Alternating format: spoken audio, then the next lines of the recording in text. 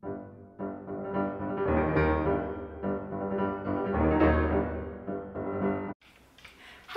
welcome to the Spindle Saga podcast. Today is Saturday, March the 7th, 2015. I'm Jessica, your host.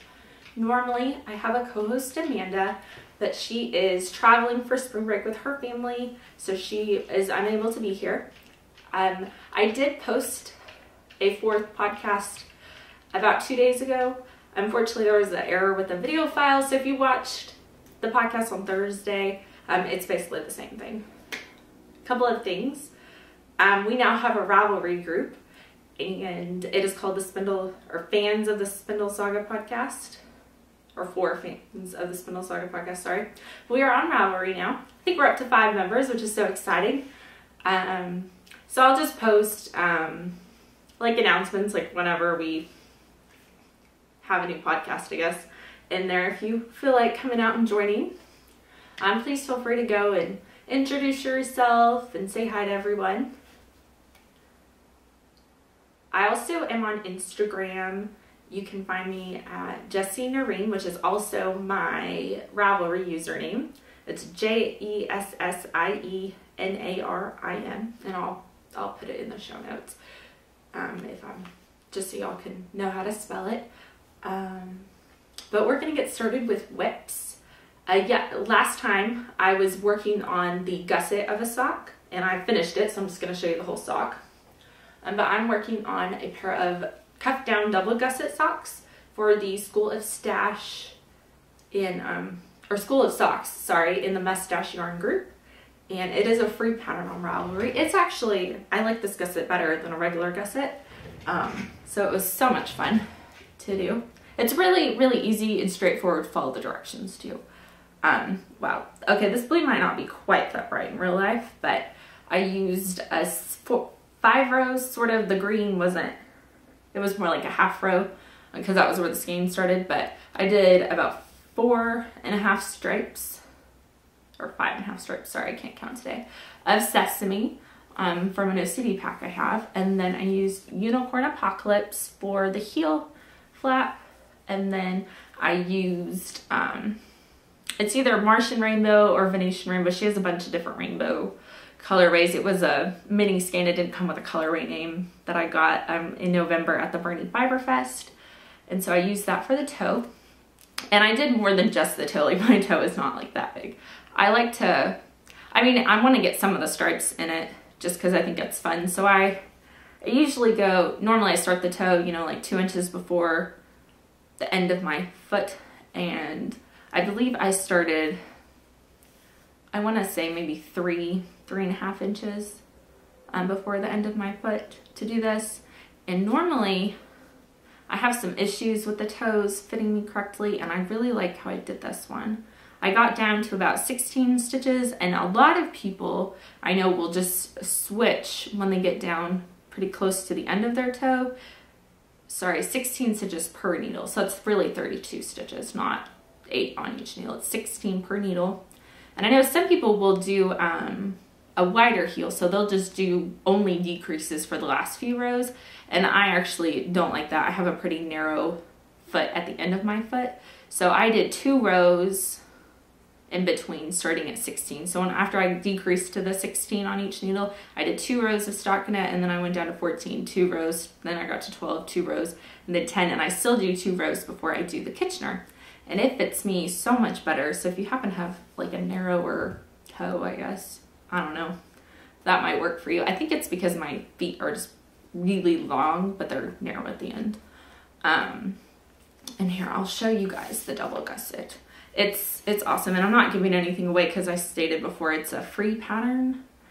But you, normally when you do a gusset, okay, at least when I've done one, because I've only done one other gusset when I did cuff down.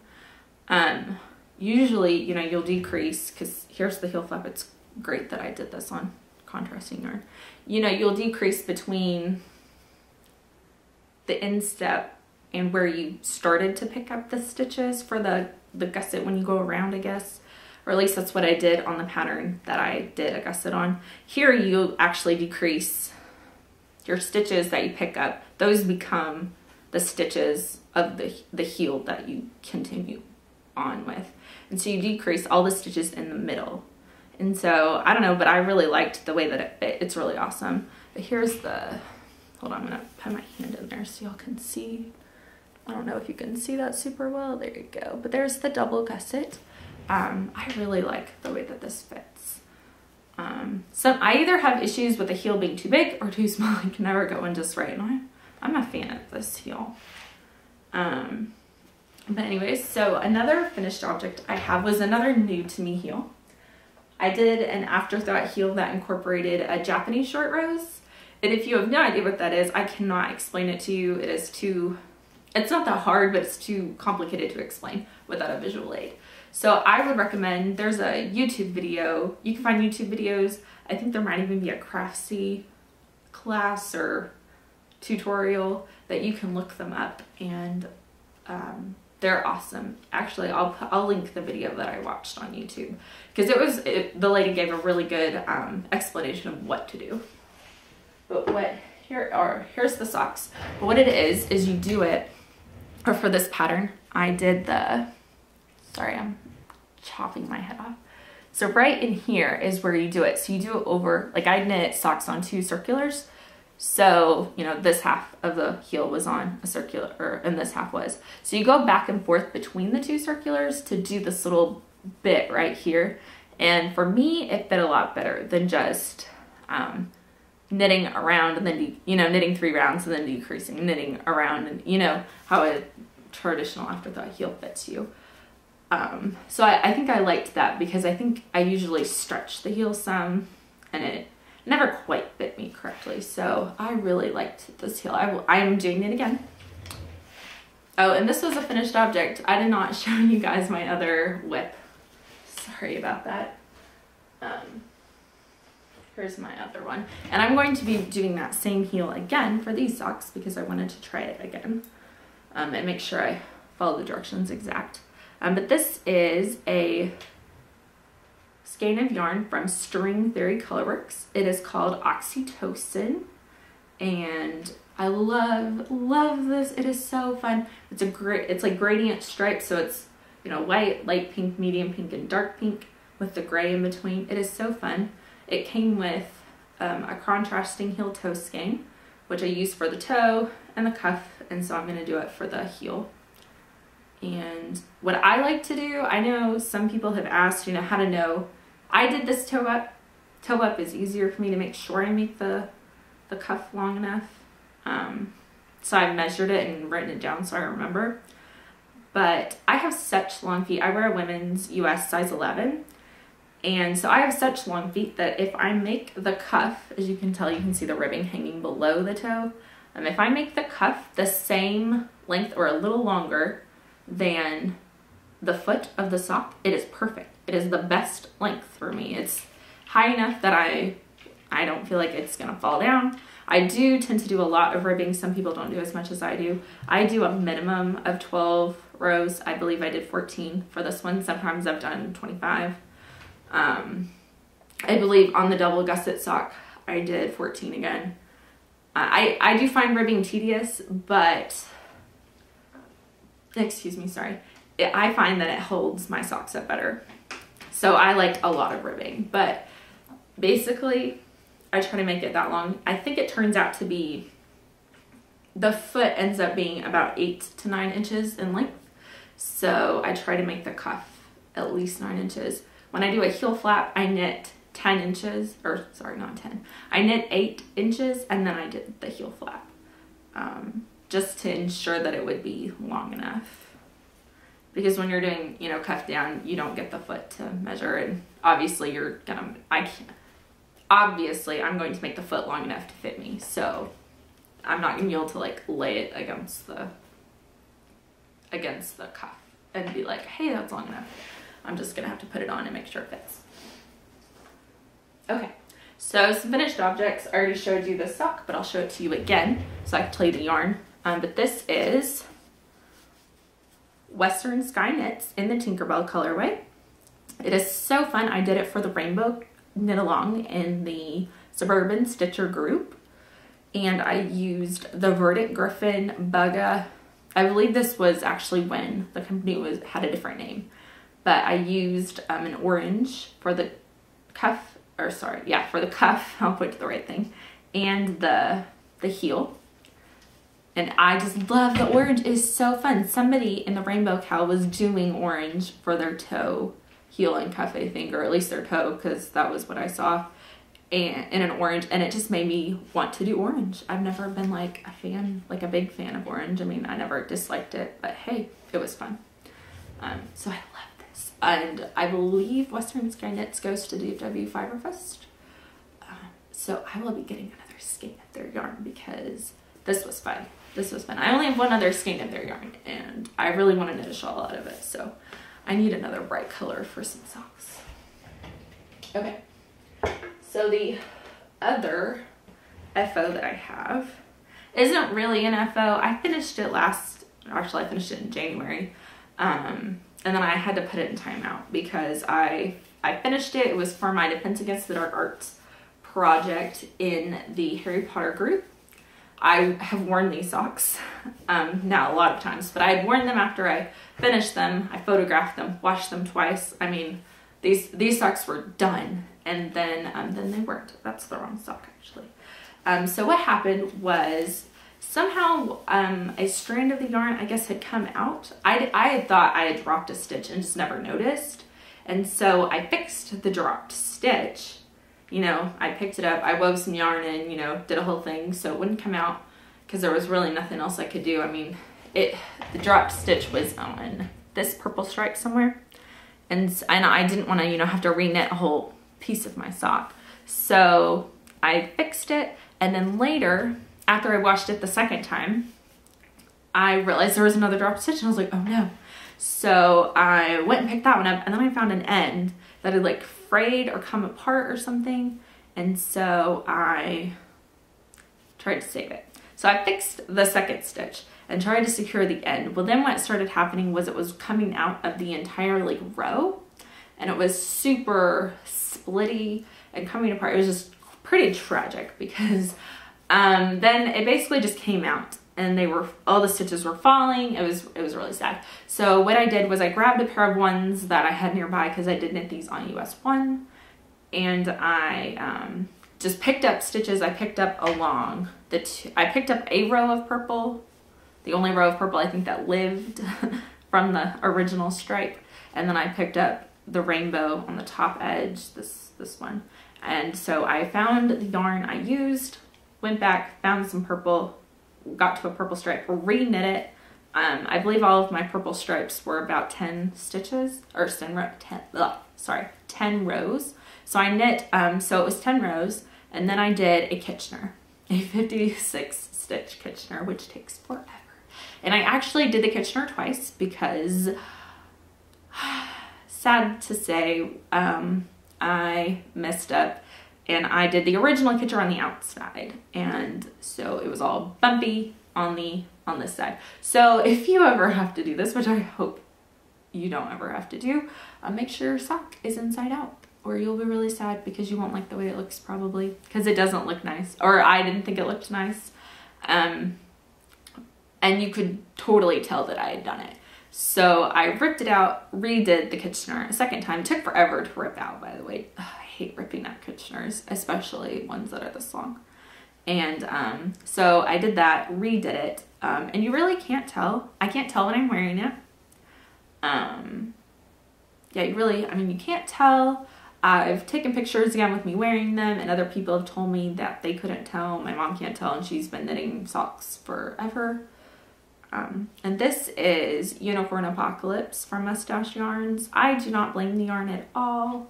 I don't blame the dyer or the mill. It just happened. I mean, it's a fiber. It can break. It happens. In 10 years of knitting or 15 years of knitting, this is the only time this has happened. So I'd say that's a good track record for yarn. And Stacy of Mustache Yarns, she was so sweet about the whole thing. She offered a lot of tips on how to fix it. She told me I could go look on YouTube to find some videos to fix it. She gave me 2 different ways I could fix it. She told me to try to Elizabeth Zimmerman it, and I have no idea what that is, But I do know how to Kitchener, and she told me a Kitchener should work. And so that's what I went with, was just a Kitchener. So it was very sweet of her to try to help fix my poor sock. Let's see.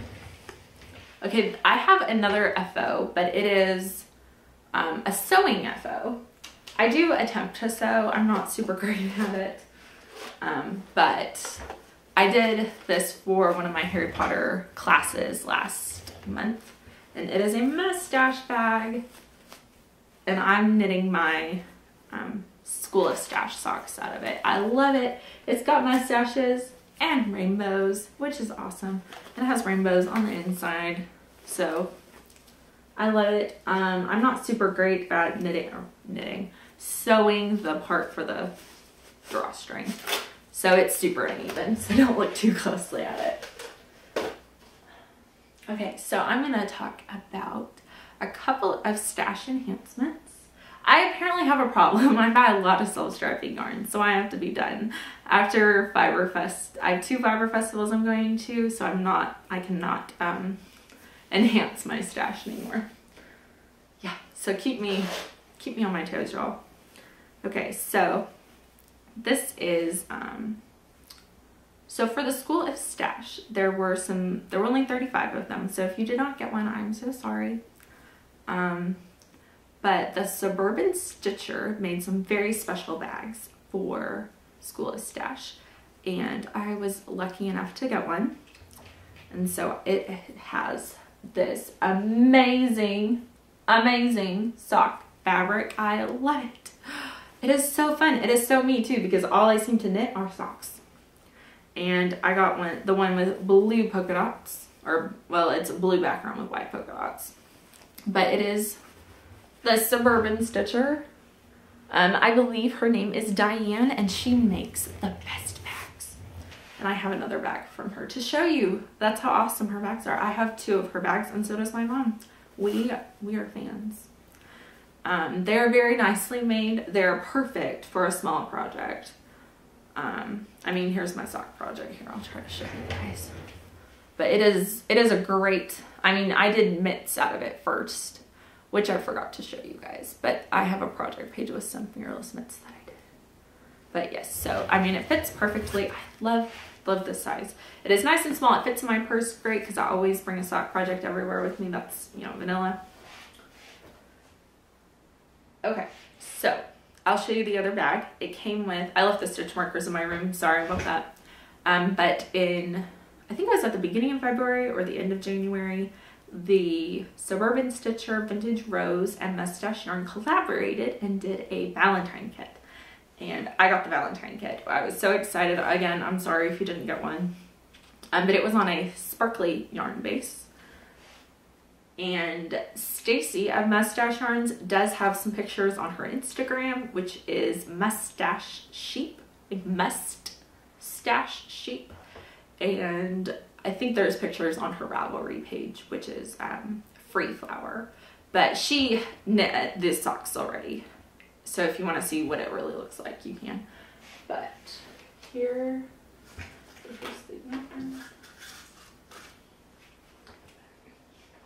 okay, so here is the bag.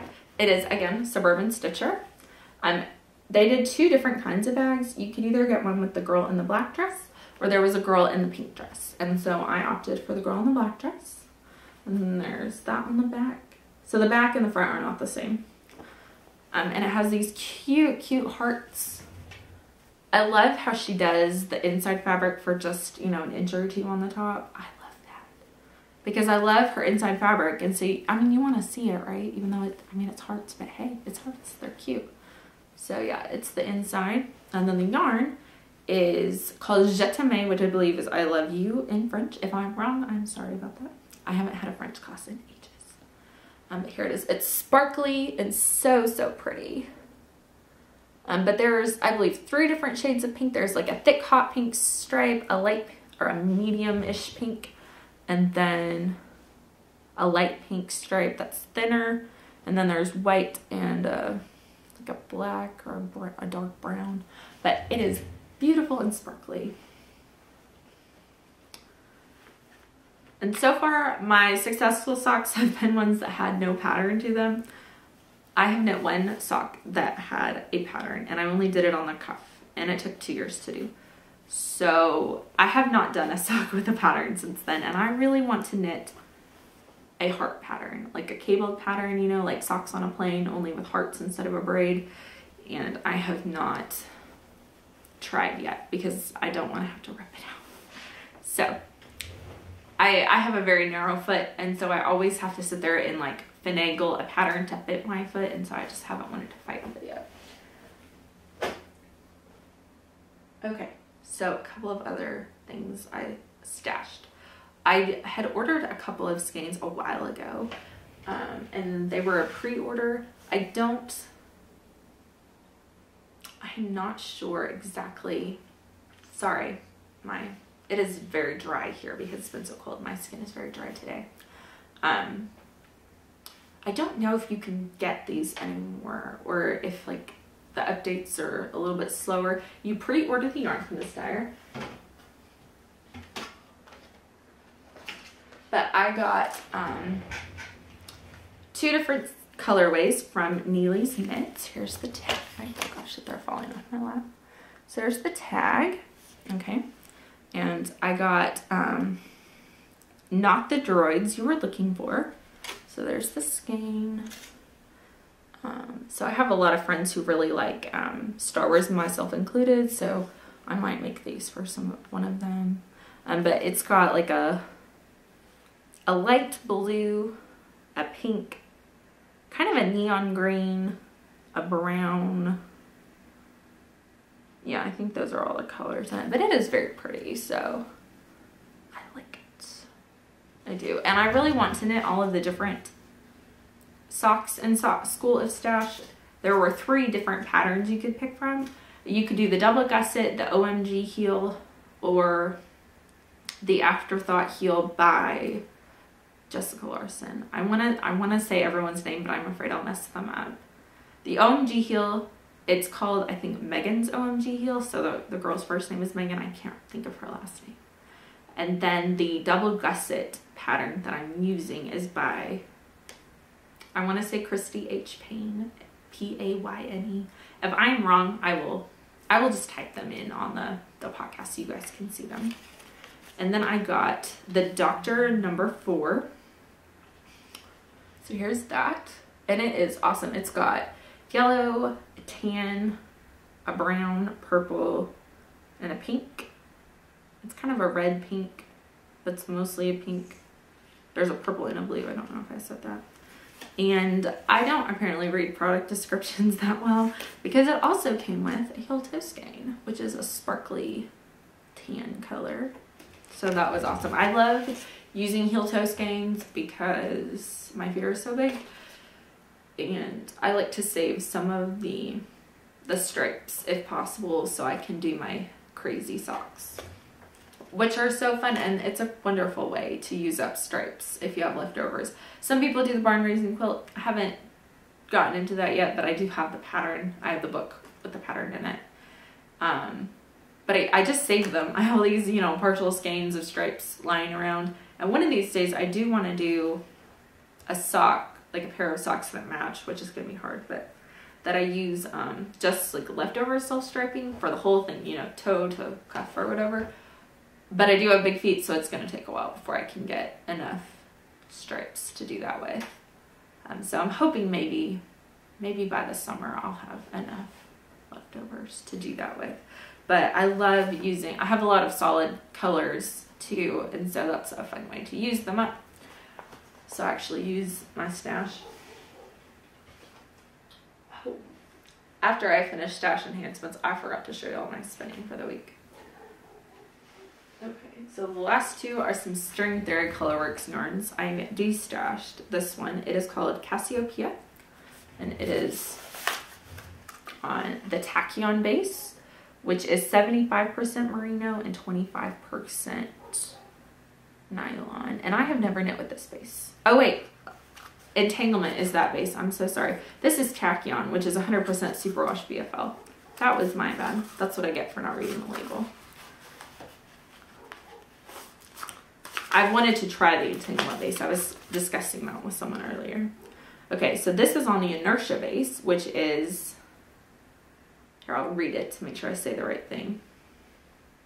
80% superwash merino and 20% nylon. And this is Cinnabar. All of her skeins come with a stitch marker, which is really cool, and they match the yarn. How cute is that?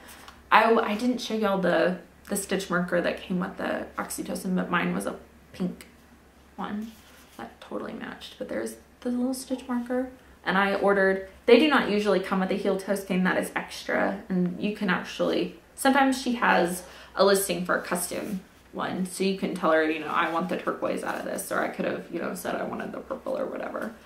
But I wanted the turquoise, and you can even pick how big you want it. So if you really wanted to do like crazy socks like I do, I think you could actually order 100 gram skein, but it's in 25 gram increments. So I just did 25 grams, but you could do 50 or 75 if you wanted more. But only if she has any listings for them. But I was so excited to get that.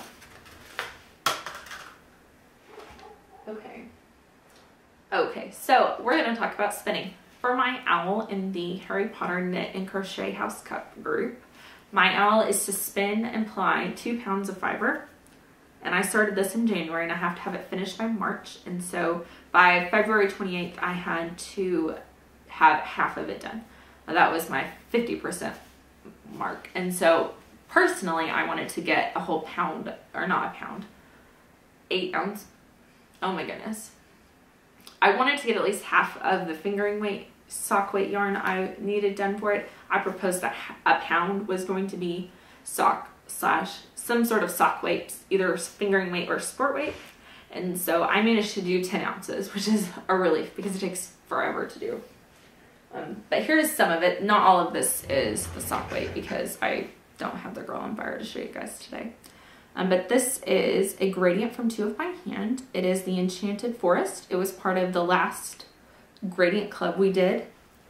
And it is a dark green and a light green, a blue and a purple. And I Navajo plied it. It is on BFL and silk. It started out really fun to spin and it ended really fun to spin. But in the middle, I got really bored. Not any fault of the dyers. I love the dyers. They're super, super sweet. They're so nice and they get everything, I mean, to you on time and everything. I've just figured out that when I do a gradient, I really need to start it earlier and make sure every day I spin just a little bit. Even if I just do, you know, one small strip. Because I get bored. Because I thought I was never going to finish the green. Because the way it went dark green and then light green. And so over half of this is green. And it was so thin and it just took forever. And so I thought I was never going to get through the green. I was so excited when I got to blue, and then I thought I would never get through the blue to get to the purple. So just a word of warning. I love the gradients though. They're so fun.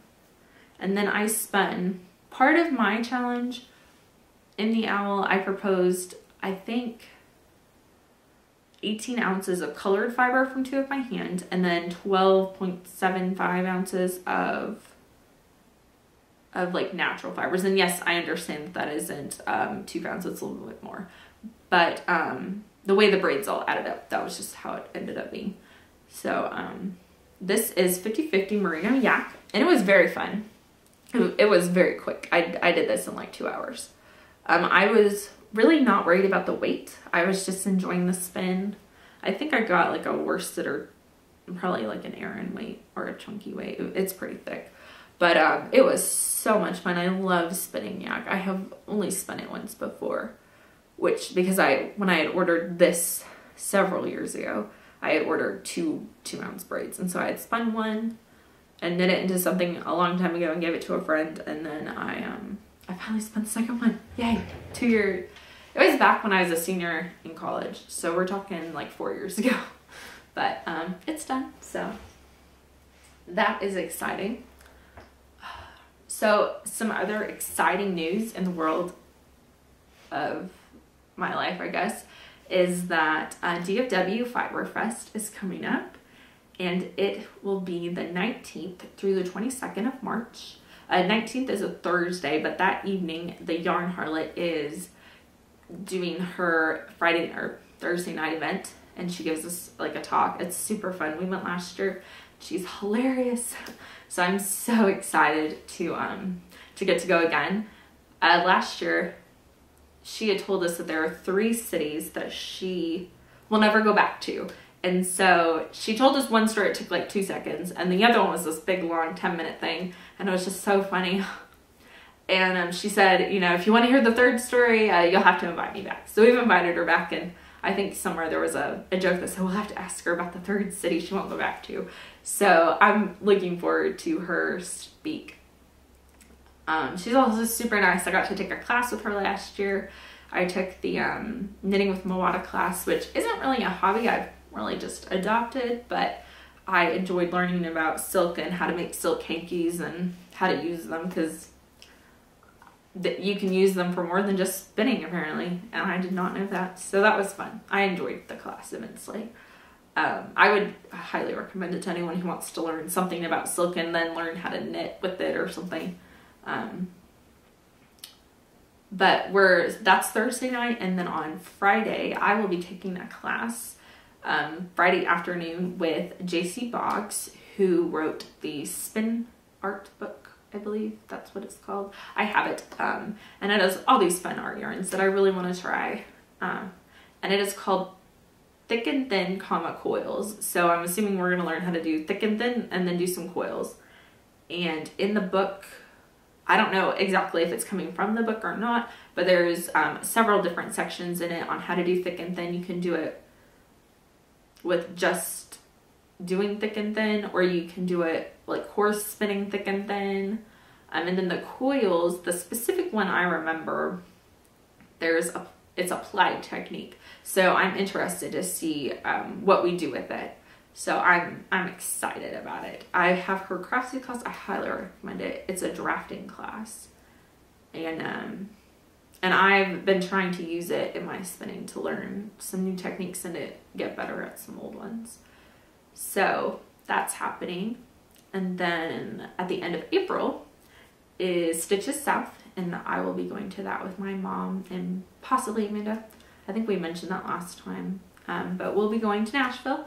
And I've never been to a Stitches event. My aunt just went to Stitches West, and she was a yarn mule for me. I got her to buy me some self-striping skeins up there because some dyers I've been wanting to try were there. So gave her some money and had her go shop for me. But I think that's pretty much everything. Spring break for me starts as soon as I finish a couple of papers that I have to finish up before tomorrow. Well, they're due tomorrow, so spring break will start for me at the very least Monday, but hopefully it'll start tomorrow morning for a few days. I don't really get too much of a spring break because I have 7-week classes, and my new class begins on Thursday of next week, because in the community college I'm taking organic and physics at, they did not have the same spring break, unfortunately. So I really only get a couple of days, but it'll be fine. I really don't know what to do with myself if I'm not studying. So it'll be good for me. But other than that, thank you so much for watching. Thank you, returning viewers, for coming back and checking out the podcast. And if you're a new viewer, thank you for coming and watching and spending a few minutes of your day with me. And I hope you all have a wonderful day. I know some people have been having some really terrible weather, so, you know, please be safe and stay warm. And I'm so sorry that some of you are experiencing blizzards and whatnot and feet of snow, where we got like a few inches and it melted within like 12 hours, if that. So yeah, that's, I guess, what you get in Texas, because today it's spring. I love the saying that Texas is the one state where you can experience every season in a week. That is totally the truth. It really is. It's very strange. There's a window over there that I keep looking out when I'm talking about the weather, in case you're wondering.